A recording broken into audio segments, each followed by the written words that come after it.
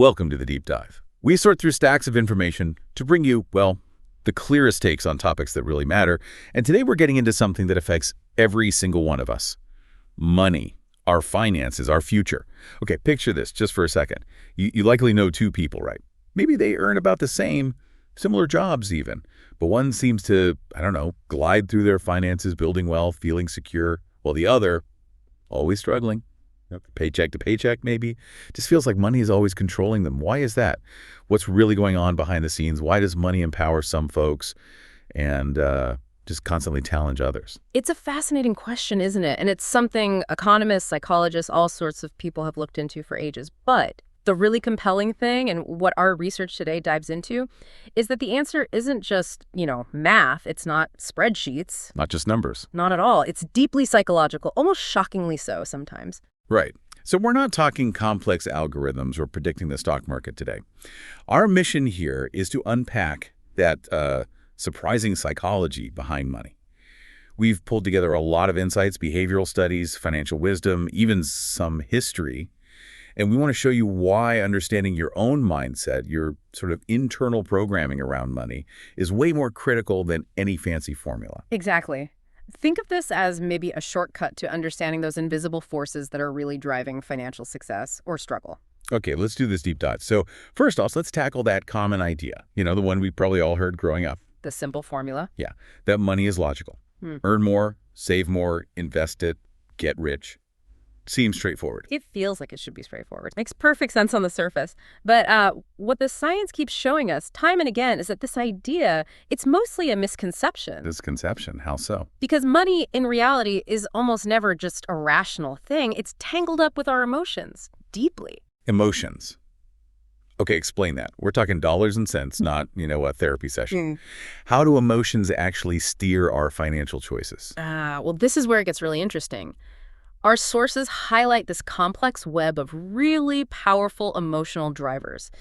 You've got fear, right? Fear of losing everything, which can make you too scared to invest. Or the fear of scarcity, maybe leading you to hoard cash. Okay, fear. I get that one. What else? Then there's greed. That can push people into really impulsive, high-risk bets. Chasing quick wins, usually ends badly. Envy plays a huge role too. Seeing what others have, feeling like you need to keep up, that drives so much spending. The keeping up with the Joneses thing. Exactly. And regret.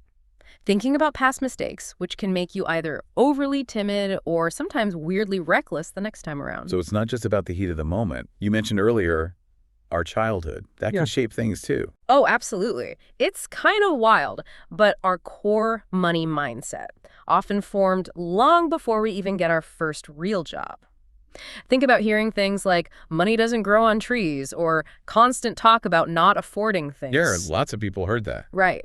And while the intention might be good, it can instill this deep belief in scarcity. So as an adult, you might be terrified of spending even if you have enough, or maybe super risk averse. That makes sense. You internalize that feeling of not enough. What about the opposite? Like growing up with very little actual poverty? Yeah, that experience can go a couple of ways too. Sometimes it leads to that same extreme frugality, that fear of spending, because you remember what it was like to have nothing. Okay. But other times it can trigger almost a backlash, a kind of feast or famine approach. Spend it fast when you get it, maybe to subconsciously push back against that past hardship. Wow. So either way, it's not really a logical calculation happening. Precisely. It's a deep-seated psychological reaction playing out with your finances. So it's less about learning budgeting rules and more about understanding these sort of hidden emotional triggers money pulls in us. Our brains aren't always rational here. That's exactly it. Our brains have these old survival circuits, fear of loss, desire for immediate reward. They're powerful. And they weren't really designed for navigating Roth IRAs or complex mortgages. Oh, no, probably not.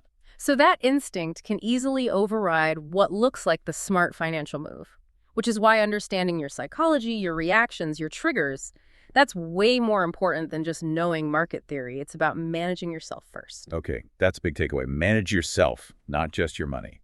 So if emotions can lead us wrong, how do we fight back? What are the maybe less exciting but more effective strategies? The unsung heroes. Well, one huge one, something Warren Buffett famously talked about, is compound interest. He called it the most powerful force in the universe. Right. Compound interest. Sounds mathematical again, but you're saying there's more to it. What's the psychological angle? Well, the math is powerful, no doubt. Earning returns on your returns. Your money makes money. It's exponential.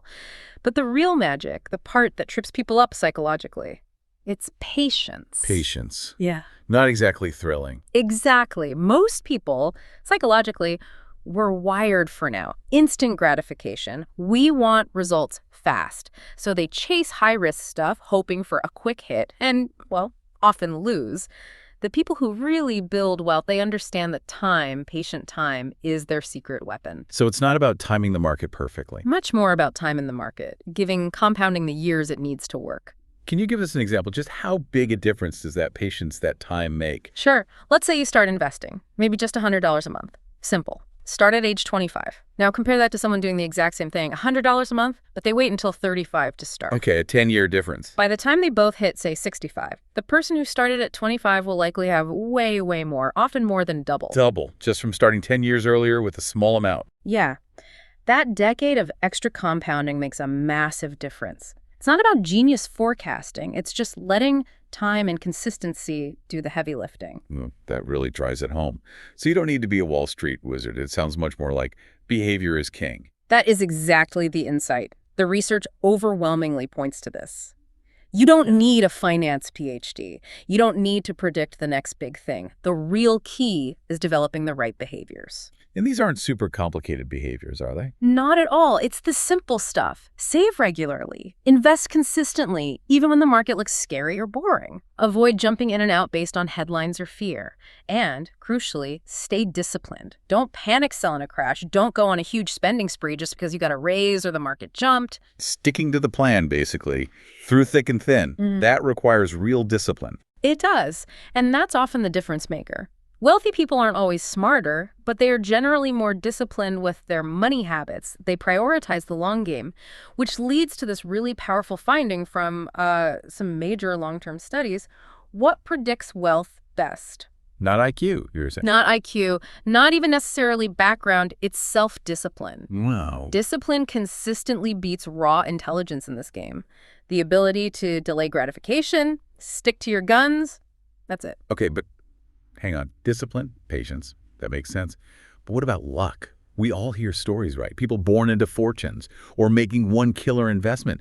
How does luck fit in if it's all supposed to be about discipline habit? It can feel a bit unfair if you're doing everything right. That's a really important question. And yeah, we have to acknowledge it. Luck plays a role, sometimes a huge role. It's undeniable. Being born into the right family or... Yeah, exactly. Born into privilege, having connections, inheriting money, that's a massive head start. That's luck. Or maybe meeting the perfect mentor just when you needed it. Or investing early in something that just took off unexpectedly. That happens. So if luck is a factor, and it seems random, what do successful people do? Just hope they get lucky? No, not quite. And this is a key difference in mindset. They recognize luck exists, but they don't just wait for it. They don't blame bad luck when things go wrong either, usually. So what do? They sort of prepare for luck. They position themselves to take advantage of it when it shows up. How do you prepare for luck? By being proactive. They look for opportunities constantly, they network, build relationships, they keep learning, developing skills, they maintain some financial flexibility. So when a lucky break does appear, an unexpected opportunity, a chance encounter, they're ready to see it and act on it. It's less about entitlement to good fortune and more about, well, readiness. Okay, I like that. Preparation meeting opportunity. Makes sense. You can't control luck, but you can control your preparedness. Now let's talk about some things that can actively sabotage us. The social side of things. One big one seems to be spending just to impress other people. Oh, it's a massive trap. And it's everywhere, isn't it? The fancy car, the expensive watch, the Instagram perfect vacation. People often confuse looking wealthy with being wealthy. They spend to project an image. And the irony is, the more you spend trying to look rich, the less actual wealth you're likely building, because that money's going out, not growing. right.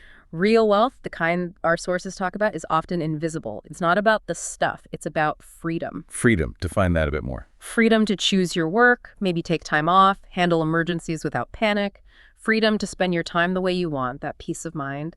That's the real wealth. And interestingly, studies back this up. Spending on experiences, not things, tends to bring more lasting happiness anyway. And this pressure to spend, to show off, It feels like social media has just poured gasoline on that fire, Yeah. right? FOMO, the fear of missing out. It really has. You're constantly seeing curated highlights of everyone else's life. The trips, the gadgets, the perfect homes. It creates this almost unbearable pressure to keep up, to spend, to consume, just so you don't feel like you're falling behind or missing out. So what's the antidote to that constant comparison and pressure? True financial wisdom, the stuff that builds real wealth, kind of whispers the opposite. Do less, save more, stay humble. Humble. Yeah, disengage from the status game. Focus on your own path. So while some people are trying to mimic lifestyles they see online, often going into debt for it, The people building actual lasting wealth are quietly focusing on assets, things that grow in value. like investments, maybe real estate skills. Exactly. Assets, not liabilities like fancy cars that lose value instantly. They're building for their future, for that freedom we talked about, not for likes or temporary admiration. They care about their net worth statement, not their social media feed. Okay, so we've covered emotions, patience, luck, social traps. Given all that, what's the actual formula? Is there some complex secret the wealthy know? It's funny because the answer is almost anticlimactic in its simplicity. The research is clear. There's no hidden code, no complicated algorithm you need to crack. Really? That's simple. Surprisingly simple. The formula for building wealth consistently boils down to just a few core pillars. All right, let's hear them. The simple, maybe unsexy pillars. Pillar 1, spend less than you earn. Sounds obvious, but it's foundational. You have to have a gap. Okay, number 2. Save regularly. Make it automatic, non-negotiable, a habit. Got it. 3. Let your money compound over time, invest it reasonably, and then just let it work for decades. Harness that patience. And the last one. Stay consistent. Keep doing those first 3 things, year in, year out, through market ups and downs. That's basically it. Spend less, save regularly, let it compound, stay consistent. That does sound incredibly simple. So why doesn't everyone do it? If it's that straightforward, why are so many people struggling? What's the catch? The catch is us, our psychology. It's simple, yes, but it's also kind of boring. It doesn't give you that instant dopamine hit. No quick thrills. Exactly. It requires patience, discipline, those things we know are hard. Spending less means saying no to things you want now. Saving means delaying gratification. Compounding is slow, invisible for a long time. And consistency means doing the boring stuff even when you don't feel like it, or when things look bleak. Precisely. It's a long game in a world that pushes short-term thinking. You don't see big results right away. But stick with it. Over decades, our sources show it works like clockwork, quietly building real, substantial wealth. It's like magic, but slow magic. Slow magic. I like that. So this whole journey, understanding this psychology, it's not just about getting a bigger bank balance at the end, is it? What's the real payoff in terms of, like, happiness or control? That's the ultimate point, really. Research shows pretty clearly that once you reach a certain level of income, enough to cover needs and some wants, comfortably more money doesn't reliably equal more happiness. The happiness threshold. Right. Beyond that point, more money often just raises expectations, creates new anxieties. It can become a treadmill chasing more that never feels like enough. So if piling up more cash isn't the goal, what should we focus on for genuine well-being, financially speaking? The real indicators, the things that truly contribute to a happy life, according to this research, it's feeling financially secure. It's having freedom over your time, being able to choose how you spend your days. And it's the peace of mind that comes from knowing you're in control, that you can handle things. Security, freedom, peace of mind. Exactly. People who really understand this psychology, they focus on building those things, not just accumulating dollars or possessions. They don't buy stuff to feel successful. They feel successful because they built control over their own lives. The power to make choices, to say yes or no based on what they want, not just financial necessity. That control, that's arguably the most valuable form of wealth there is. That's a powerful way to frame it. Control over your life. What a journey we've taken then. From our own emotional wiring around money to the surprising power of just being patient, dealing with luck, avoiding social pressures. This deep dive really hammered home that the psychology of money isn't about intricate math or risky bets. Not at all. It really comes down to your mindset, doesn't it? Cultivating that patience, finding that discipline, and remembering that while money itself might not buy happiness directly, financial wisdom, understanding this psychology, that can definitely buy you the freedom to build a happy life. Freedom. Security, peace of mind. That's the real prize. So as you think about all this, here's the question for you. What path will you choose starting today? Chasing the quick, fleeting thrills? Or steadily building that lasting freedom, that real control over your future? Because ultimately, the choice is yours.